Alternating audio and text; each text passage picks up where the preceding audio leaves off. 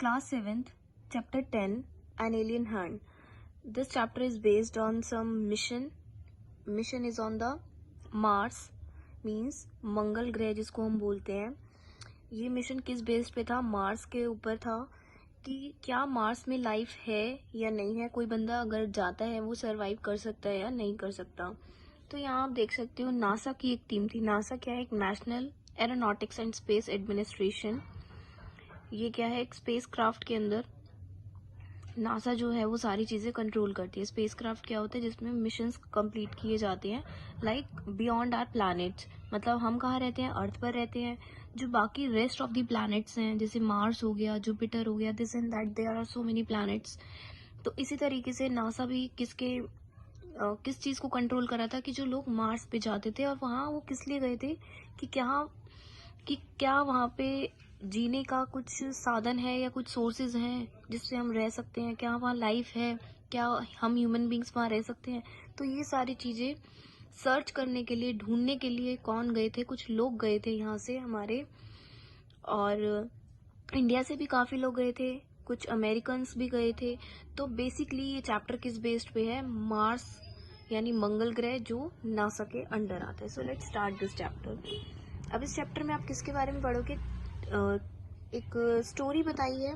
टिल्लो एक बच्चे का नाम है. उसके पेरेंट्स जो थे वो कहाँ रहते थे? Surface of the planet under artificial conditions. मतलब वो प्लैनेट में रहते थे. Tillo has heard and read about the sun and the stars. He has never seen them. Tillo एक बॉय था जिसने कभी भी सन नहीं देखा था, स्टार्स नहीं देखा था, क्योंकि वो कहाँ रहते थे? मार्स में ही रहते थे. Tillo father goes to work through the secret passage and Tillo wants to know all about it. Tillo के जो फादर थे वो कहाँ गए थे? एक सीक्रेट पैसेज, मतलब कि खोजने के लिए कि क्या कहाँ पर लाइफ है, क्या नहीं है, ये सारी चीजें देखने के लिए. और टिल्लो ये सब चीज जानना चाहता था कि उसके फादर कहाँ जाते थे और क्या करते थे.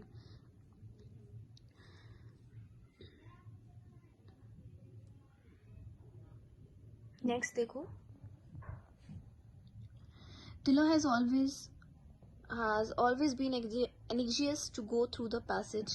टिल्लो हमेशा चाहता था कि वो अपने फादर के साथ कहाँ पर जाए? उस पैसेज में जाए, मतलब उस काम को कंप्लीट करने के लिए जहाँ उसके फादर जाते हैं.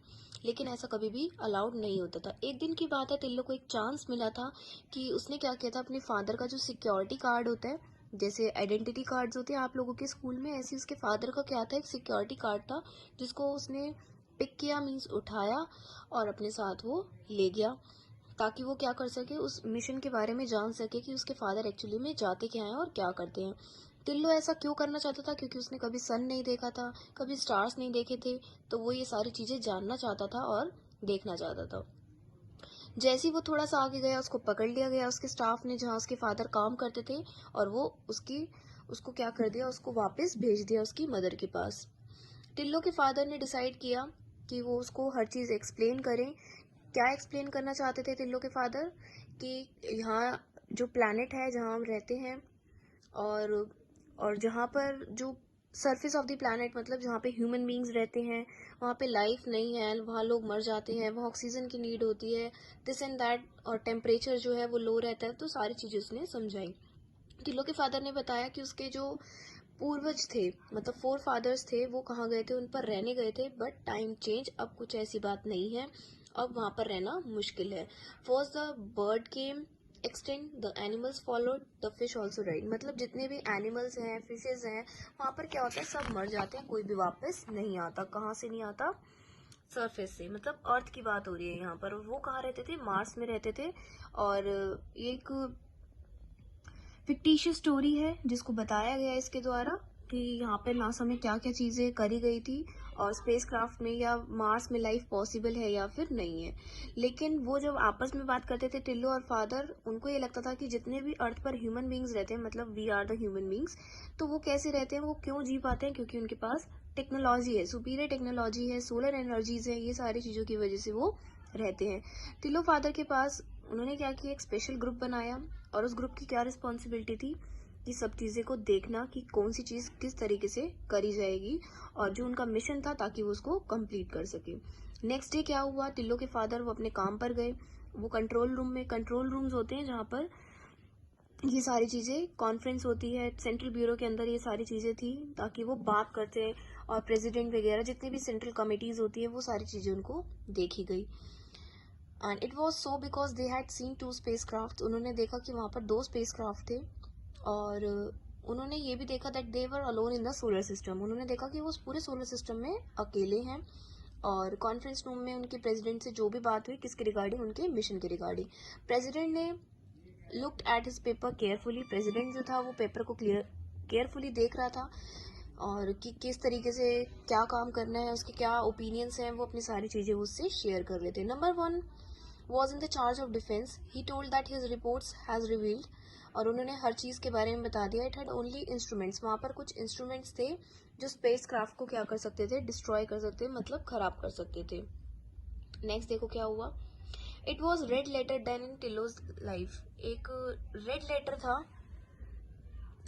टिल्लो की लाइफ में। The day he was waiting for his father had last taken to him, अब एक रेड लेटर था जिसमें क्या क्या लिखा हुआ था उसके बारे में पढ़ेंगे। कंट्रोल रूम के अंदर from here he could see the alien spacecraft on his TV screen, जिससे कि वो एलियन स्पेसक्राफ्ट को कहाँ देख रहा था, अपनी टीवी स्क्रीन से देख रहा था। What a funny looking thing daddy, what does it contain, Tillo asked, Tillo ने पूछा कि इसमें ऐसा क्या है, ये तो बहुत फनी सा लग रहा है। तो उसने देखा कि वहाँ पे कुछ, उसको इंटरेस्ट आया सारी बातों पे, कुछ रेड बटन्स थे वहाँ पर, बहुत सारी चीज़ें थी स्पेसक्राफ्ट के अंदर जहाँ पे उसके फादर वर्क करते थे।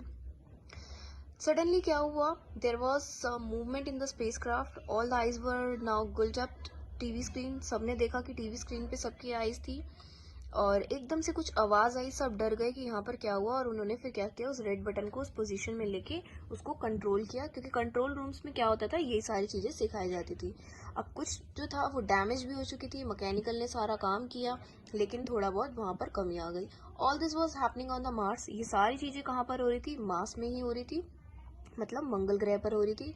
On the earth NASA was holding a press conference, और नासा जो थी अर्थ पर वो क्या कर रहे थे, प्रेस कॉन्फ्रेंस को देख रहे थे, क्योंकि जब जब यहाँ से कोई भी स्पेसक्राफ्ट जाता है, मतलब हमारे अर्थ से मार्स में कोई भी जाता है, मंगल ग्रह पे कोई भी मिशन के लिए जाता है, तो नासा क्या करता है, सारी चीज़ें कंट्रोल करता है, और उसको हर चीज़ की एक एक मिनट की भी जो कहते हैं ना वो न्यूज़ होती है, वो इन्फॉर्मेशन होती है रिगार्डिंग द स्पेसक्राफ्ट की, स्पेस पे आखिर चल क्या रहा है। तो नासा ने सारी इन्फॉर्मेशन प्रोवाइड करी, कॉन्फ्रेंस हुई कि वहाँ पर क्या हुआ, एक डैमेज हो चुकी है, मतलब एक गड़बड़ हो चुकी है, जिसकी वजह से वो शायद मिशन कंप्लीट ना हो पाए।